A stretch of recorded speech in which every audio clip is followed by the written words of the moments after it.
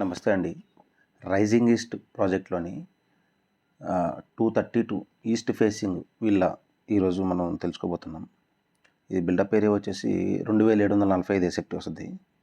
మనం 232 square yards విల్లాలోకి enter అవుతున్నామండి. First ఎంట్రన్స్‌లోకి వెళ్ళంగానే మనకు కార్ పార్కింగ్ ఉంటుంది. Left side car parking.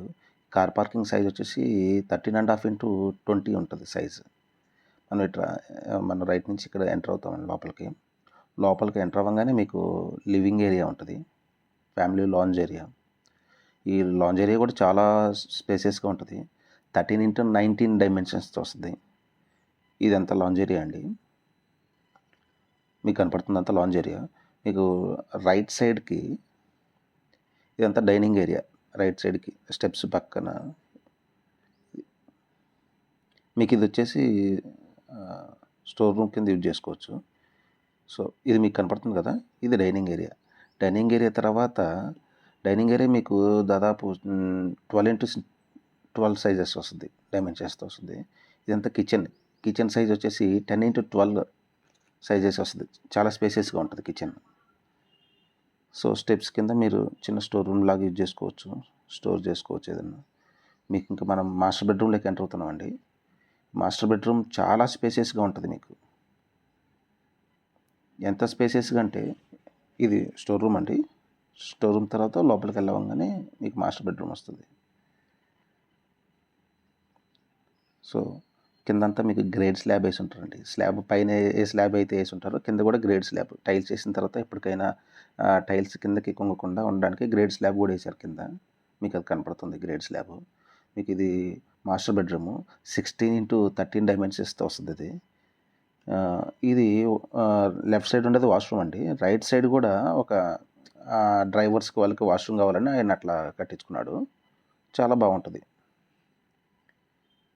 So ఈ మాస్టర్ బెడ్రూమ్ అయిపోయిందండి. మీకు మనం ఇప్పుడు ఫస్ట్ ఫ్లోర్కి వెళ్తున్నాం.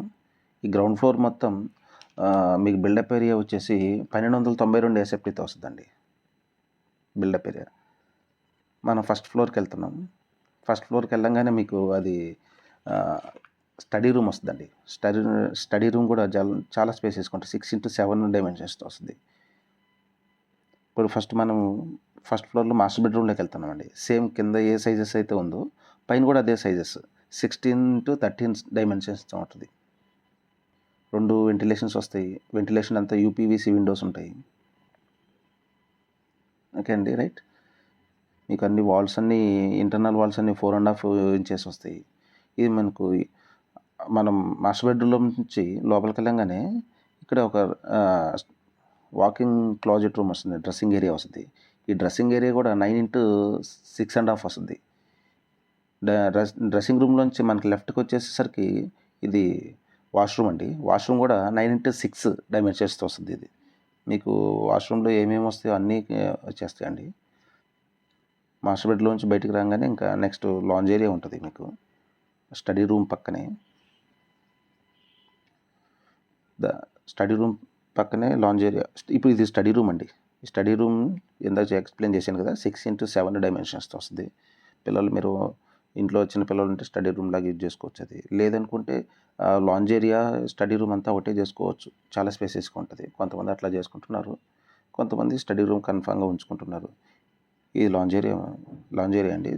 13x17.5 వస్తుంది. ఈ లెఫ్ట్ సైడ్ అంతా యూపీవీసీ విండోస్ వస్తుంది.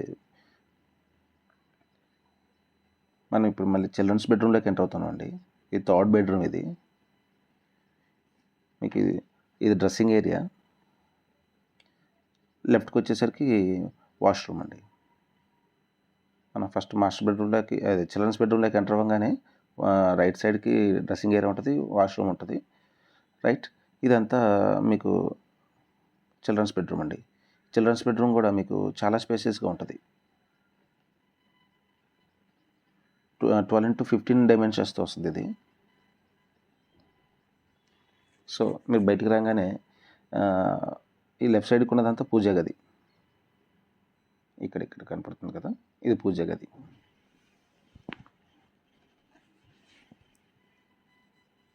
ఓకే అండి. పూజ ఆ గది అయిపోయిన తర్వాత అంతా సిట్ అవుట్. ఈ సిట్అవుట్ కూడా చాలా స్పేసెస్గా ఉంటుంది. 13x9 ఈ 13x9 ఈ సిట్అవుట్ మీకు ఫ్యామిలీ లాంజ్ ఏరియా 13x7 ఈ రెండు కలిపి మీరు ఒక 50 మెంబర్స్తో మంచి బర్త్డే పార్టీ చేసుకోవచ్చండి. ఇదంతా మీకు స్ట్రీట్ వ్యూ అండి.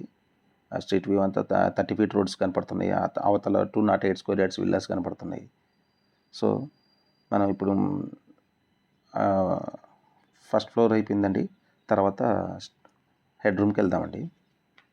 హెడ్ రూమ్ సైజెస్ వచ్చేసి 161 ఎస్ఎఫ్టీ వస్తుందండి.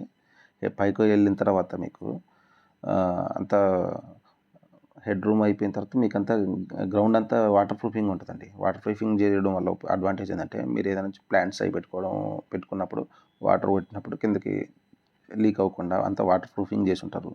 మీకు అన్ని విల్లాస్ అన్నీ చూడండి యూనిఫామ్గా సేమ్ సైజెస్ సేమ్ గ్యాప్ అట్లా ఉంటాయండి.